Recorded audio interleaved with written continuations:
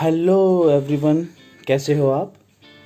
तो हम आज माइक्रो इकोनॉमिक्स का चैप्टर नंबर 3 डिस्कस करेंगे, जिसका टाइटल है कंज्यूमर इक्विलिब्रियम। ठीक है, अब इस वीडियो में मैं आपको इसका कुछ बेसिक पार्ट करवाऊंगा।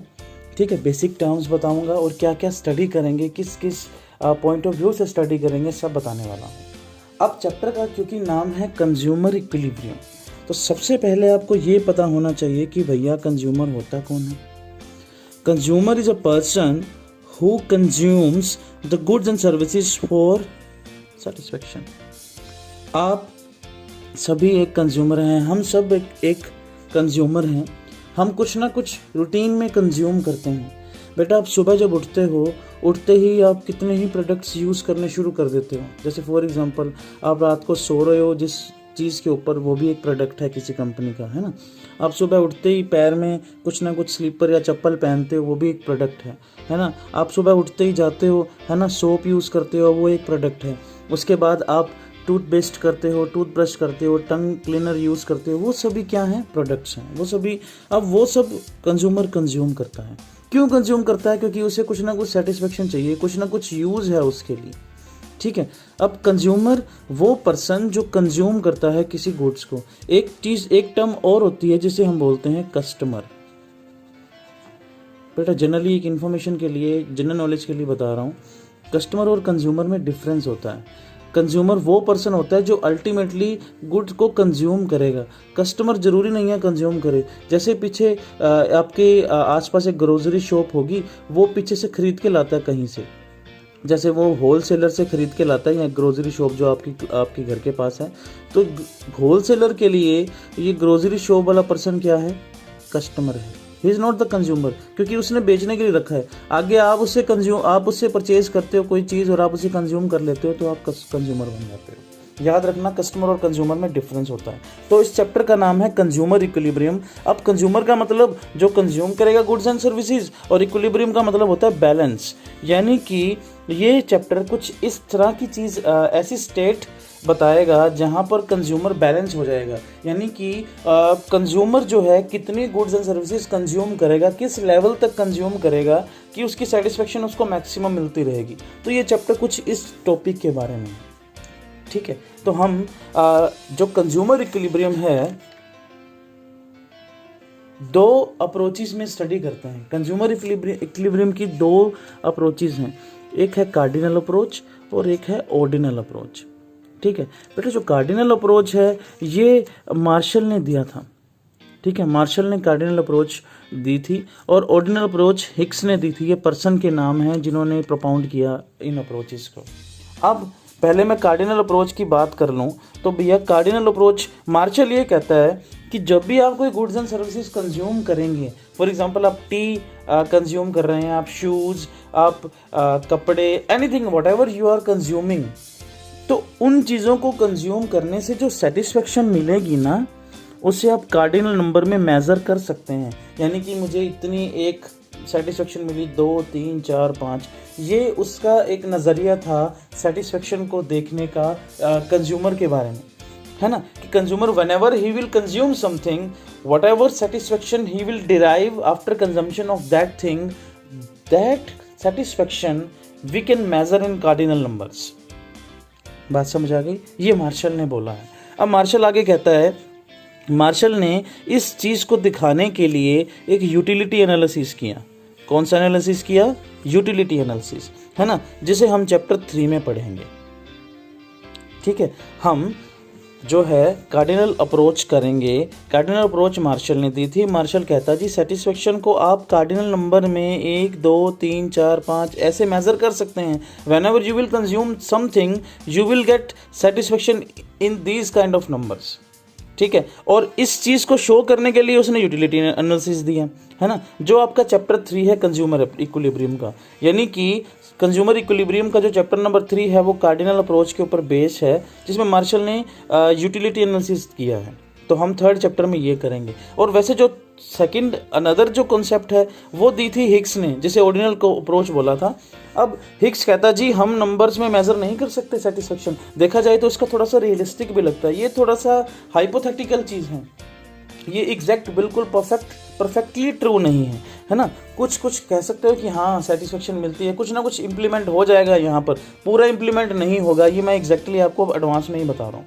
अब हिक्स ने इसको देखा और उसने अपनी एक स्टडी दे दी। हिक्स कहता जी आप कभी भी सेटिस्फेक्शन को नंबर में मेजर नहीं कर पाएंगे, हाँ आप उसे रैंक दे सकते हैं। यानी कि रूटीन में whenever you will consume something you will choose. आप कहोगे मेरे पास 100 रुपये हैं, 100 रुपये में मैं ये ले लूँ या ये परचेज कर लूँ, मैं ये कंज्यूम कर लूँ या मैं ये कंज्यूम कर लूँ, तो आप रैंक दे सकते हो। आप कहोगे जी ये मेरे को ज़्यादा सेटिस्फेक्शन देती है, ये मेरे को कम सेटिस्फेक्शन देती है, या इसके मैं 5 यूनिट ले लूँ चाहे मैं इसके 3 यूनिट ले लूँ, दोनों सेम ही सेटिस्फेक्शन देते हैं। इस तरह से रैंकिंग करते हो आप, हिक्स कहता, जब आप रूटीन में काम करते हैं। ठीक है, अब हिक्स ने अपने इस एनालिसिस को शो करने के लिए इंडिफरेंस कर्व एनालिसिस दिया। ठीक है, जिसमें हम इंडिफरेंस कर्व्स की हेल्प से कंज्यूमर सेटिस्फेक्शन, कंज्यूमर इक्विलिब्रियम पर पहुंचेंगे। ठीक है, जो हम पढ़ेंगे नेक्स्ट चैप्टर जो कि है चैप्टर नंबर 4। तो आज मैं 3rd चैप्टर का, जैसे कि मैंने आपको बताया, कार्डिनल अप्रोच है। अब इसके अंदर बेसिक टर्म्स कौन कौन सी यूज होंगी मैं वो बताने जा रहा हूँ, और वो है ये कार्डिनल अप्रोच। सो हम इस चैप्टर में करेंगे यूटिलिटी एनालिसिस, जैसा कि मैंने आपको बता दिया चैप्टर नंबर 3 में कंज्यूमर इक्विलिब्रियम का यूटिलिटी एनालिसिस है। अब इस यूटिलिटी एनालिसिस के अंदर आप बेसिक टर्म्स कौन कौन सी यूज़ करेंगे वो जनरली आप सीख लीजिए। सबसे पहली टर्म आप यूज़ करेंगे यूटिलिटी। यूटिलिटी का मतलब क्या होता है? वैसे शायद आपने अपनी लाइफ में जनरली ये हम वर्ड कहीं ना कहीं सुनते हैं, मेरे लिए इसकी कोई यूटिलिटी नहीं है, यानी कि मेरे लिए इसका कोई यूज़ नहीं है।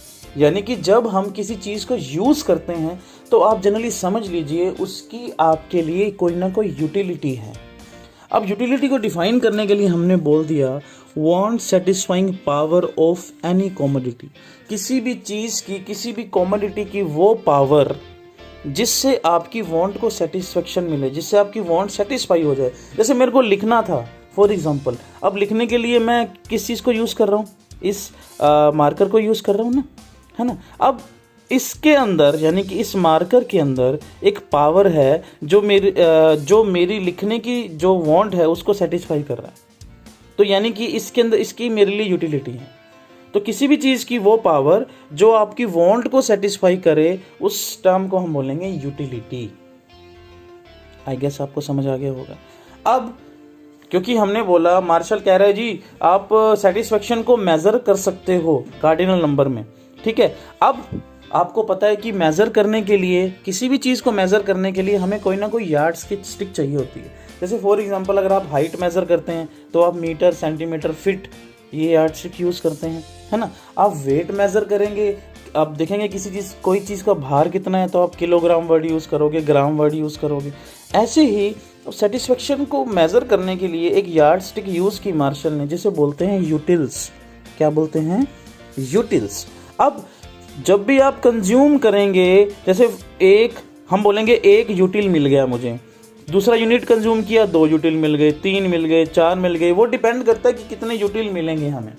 पर हम उस टर्म के लिए, उस यार्ड स्टिक के लिए, सेटिस्फेक्शन को मेजर करने वाली जो यार्ड स्टिक है उसके लिए हम क्या टर्म यूज़ करेंगे?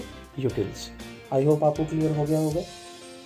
ठीक है बेटा, किसी भी चीज़ को मेजर करना हो कोई यार्ड स्टिक तो चाहिए ना। कैसे एक्सप्रेस करूं कि कोई चीज़ कितनी है अब इसलिए मार्शल ने बोला जी सेटिस्फेक्शन को आप यूटिल्स के अंदर एक्सप्रेस करेंगे। इतनी बात क्लियर हो गई। अब अगली बेसिक टर्म है आपकी टोटल यूटिलिटी। अब टोटल यूटिलिटी क्या है? टोटल यूटिलिटी का मतलब, यूटिलिटी तो देख लिया कि आपको सेटिस्फेक्शन मिल रही है। अब जब मान लीजिए जैसे आप फॉर एग्जांपल आप रोज़ खाना खाते हैं, कोई 2 चपाती खाता है, कोई 3 खाता है, कोई 4 खाता है, कोई 5 खाता है ना। अब पहली चपाती जब आप खाओगे तो आपको कुछ ना कुछ यूटिल मिल जाएगी, कुछ ना कुछ सेटिस्फेक्शन मिल जाएगी। दूसरी चपाती खाओगे तो और सेटिस्फेक्शन मिल जाएगी, तीसरी चपाती खाओगे तो और मिल जाएगी, जब चौथी चपाती खाओगे तो और। इस तरह से आपको कुछ ना कुछ सेटिस्फेक्शन आपकी ऐड होती जा रही है। जब सारे यूनिट्स की जितनी भी टोटल सेटिस्फेक्शन है सबको जोड़ दिया जाए तो वो क्या बन जाएगी? Total utility. आई होप आपको क्लियर हो गया। यानी कि total utility general we can say it is total satisfaction derived after consuming all the units whatever you are consuming. जब भी आप सभी यूनिट्स को कंज्यूम करेंगे किसी भी कमोडिटी के और उससे टोटल जो भी आपको सेटिस्फेक्शन मिल रही है that is your total utility. I hope आपको क्लियर हो गया। बिल्कुल मज़े से ये चैप्टर होगा आपका, ईजिली, बिल्कुल फ्री माइंड होकर इनके साथ साथ नोट्स बनाइए आप, और आराम से मज़े से बिना किसी टेंशन के आपका ये चैप्टर हो जाएगा। ठीक है, उसके बाद अगली टर्म है मार्जिनल यूटिलिटी। ये टर्म्स आपके लिए नहीं है, पर इसे अपने दिमाग में बिठा लीजिएगा। ये यूटिलिटी एनालिसिस जब हम करेंगे, इसका डायग्रामेटिकल रिप्रेजेंटेशन करेंगे, जब रिलेशनशिप्स बनाएंगे, तो इन्हीं टर्म्स को मैं यूज़ करूँगा बार बार। तो इसलिए आप इसे बार बार अपने दिमाग में इसका सिमरन करते रहें, इसको याद करते रहें, आपके दिमाग में ये चीज़ बैठ जाएगी। नेक्स्ट टर्म है मार्जिनल यूटिलिटी। बेटा मार्जिनल यूटिलिटी का मतलब होता है, जैसे मैंने आपको बोला, जैसे आप चपाती ईट खाते हो, पहली चपाती खाई, फिर दूसरी खाई, फिर तीसरी खाई, फिर चौथी खाई। जब पहली चपाती आपने कंज्यूम की होगी तो आपको कुछ ना कुछ सेटिस्फेक्शन मिला होगा यहाँ पे। अब दूसरी चपाती खाई तो ये इसके अंदर ये इसकी सेटिस्फेक्शन भी ऐड हो गई होगी, टोटल सेटिस्फेक्शन यहाँ पे चेंज होगी। तो जब आपने थर्ड चपाती खाई होगी तो यहाँ पर यहाँ तक की टोटल सेटिस्फेक्शन बन गई होगी। अब जब चौथी खाई तो यहाँ से पहले से लेकर चारों चपातियों की टोटल सेटिस्फेक्शन आपके पास आ गई होगी, है ना। तो अब मार्जिनल क्या होगा बेटा, जैसे मान लीजिए पहली चपाती खाई तो आपको 10 यूटिल्स मिले, 10 सेटिस्फेक्शन मिली।